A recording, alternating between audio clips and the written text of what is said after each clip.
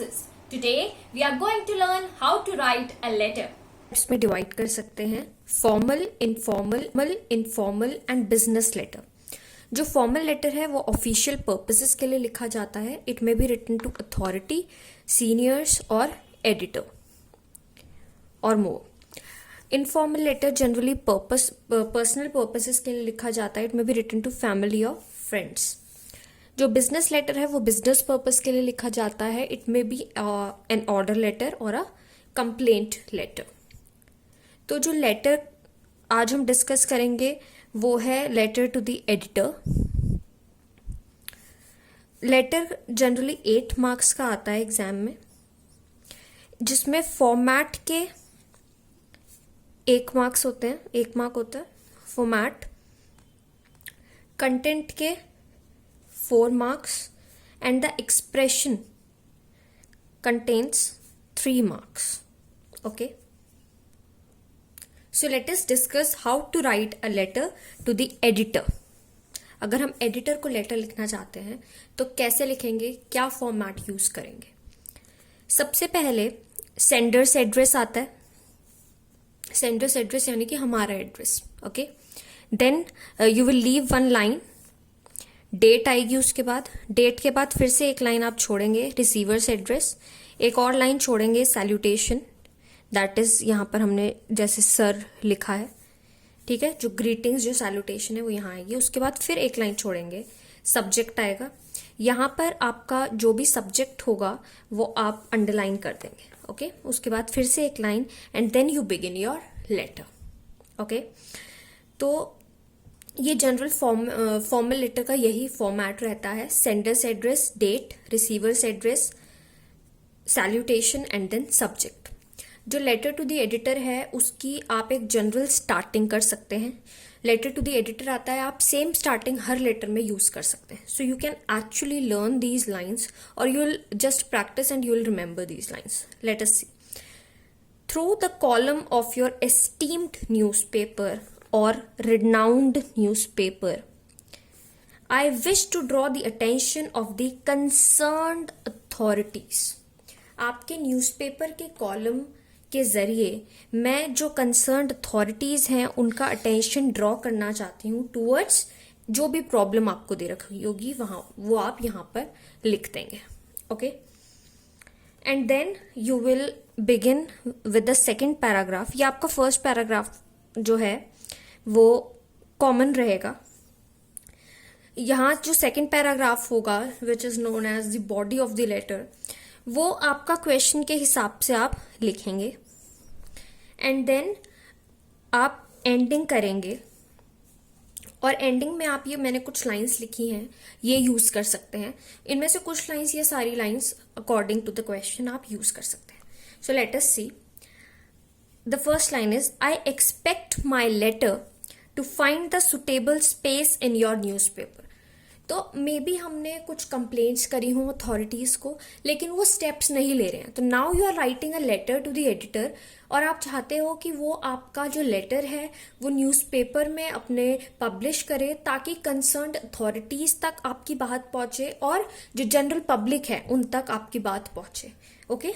So I expect my letter to find the suitable space in your newspaper. ठीक है. Then second, I hope my suggestions will be taken into consideration. जो भी मैंने suggestion दिए हैं I hope कि उन्हें consider किया जाएगा by the concerned authorities. Okay. An enlightened approach is needed to deal with the matter. आपने एक मैटर डिस्क्राइब किया and now you are saying कि हमें एक enlightened अप्रोच चाहिए. We need to take steps, some urgent steps to bring some change into the matter. Okay. उसके बाद ये 3 पैराग्राफ्स हो गए. फर्स्ट और सेकंड पैराग्राफ हमने डिस्कस कर लिया कि आप कौन सी लाइन्स यूज कर सकते हैं. जनरल ये जो बॉडी होगी वो क्वेश्चन के हिसाब से आप लिखेंगे. Then after you have done the letter, आप एक लाइन छोड़ेंगे. Then thanking you, yours sincerely और फेथफुली XYZ. ओके.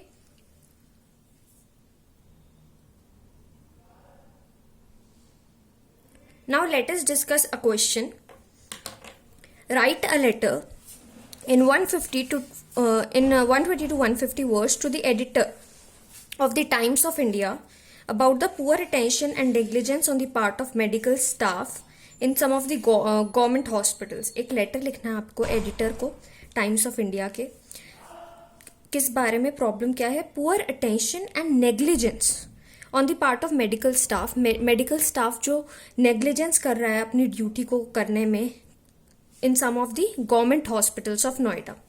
आपका नाम दे रखा है प्रतीक या प्रेरणा, यहाँ पर आपका ये एड्रेस भी दे रखा है. तो sender's address is given to you. ये आपका सेंडर्स एड्रेस है, डेट आप लिख देंगे. Sender's address, date.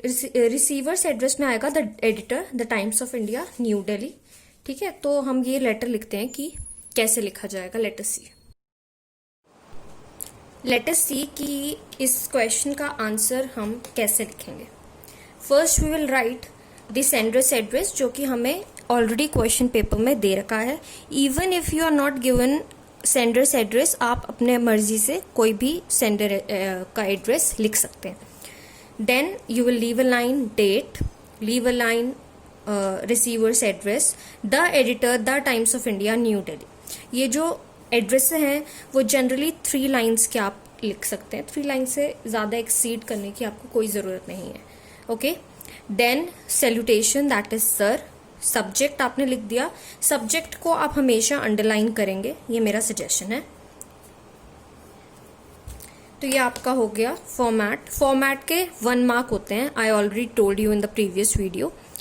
कंटेंट के 4 मार्क्स, एक्सप्रेशन के 3 मार्क्स. ओके. तो ये आपका हो गया. Then you will begin the letter. Through the column of your esteemed newspaper, I wish to draw the attention of the concerned authorities towards the ignorance and negligence of medical staff in government hospitals. तो आपके newspaper के column के जरिए I wish to draw the attention of the concerned, जो भी authorities हैं, towards उनके ignorance और negligence को of medical staff in government hospitals. जो government hospitals में medical staff ने जो negligence अपनी ड्यूटी की तरफ कर रखा है, उसको मैं हाईलाइट करना चाहती हूँ इस लेटर के through. So this is the beginning letter, जो कि ऑलमोस्ट हर लेटर में जो भी आप एडिटर को लिखेंगे कॉमन रहेगा. जस्ट 2 वर्ड्स के बाद जो प्रॉब्लम है वो क्वेश्चन के अकॉर्डिंग आप लिखेंगे. Then it is heart wrenching to see that the doctors, it is heart wrenching और it is heartbreaking to see that the doctors who are considered next to God can depict such an unexpected gesture by ignoring their duty. ठीक है, ये बहुत ही heart breaking है कि जिन्हें हम next to God consider करते हैं, because they can give a life, you know, they can renew a life by saving a life. तो वो इतने ज़्यादा इग्नोरेंट हो सकते हैं अपनी ड्यूटी को लेकर के. The government hospitals in Noida are evident of the unwanted as well as unwelcomed attitude of the doctors. Some of them are running private hospitals. तो वो जो उनका attitude है, ना ही वो ज़रूरी है, ना ही वो wanted है, that is unwanted, as well as ना ही उसे कोई प्रोत्साहित कर रहा है, that is unwelcomed also. Some of them are running private hospitals, और ये एक reason है because of which they are because of which they are so ignorant. They are too casual, that most of the time they are unavailable.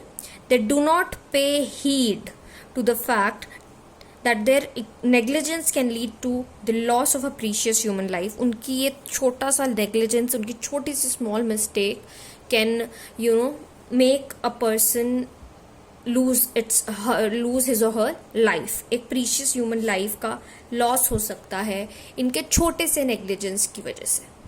तो ये हमारी body हो गई letter की. Now we will write the ending of the letter.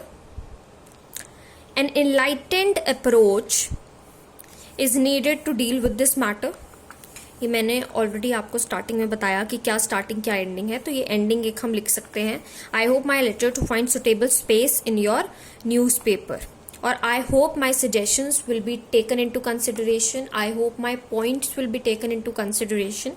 You will leave a line and thanking you, yours sincerely, प्रेरणा. ठीक है, तो आप कुछ और पॉइंट्स भी इंक्लूड कर सकते हैं इस लेटर में, जैसे कि the doctors should not go against the ethics for monetary gains. They are considered as life givers, and so they must understand that their negligence is unwanted, unwelcomed. ये सब हमने डिस्कस कर लिया है, और उनको जो प्रॉब्लम है उसकी ग्रेविटी को समझना चाहिए. Thank you for watching the video. Like, comment and subscribe to my channel for more videos. Till then, take care and stay safe.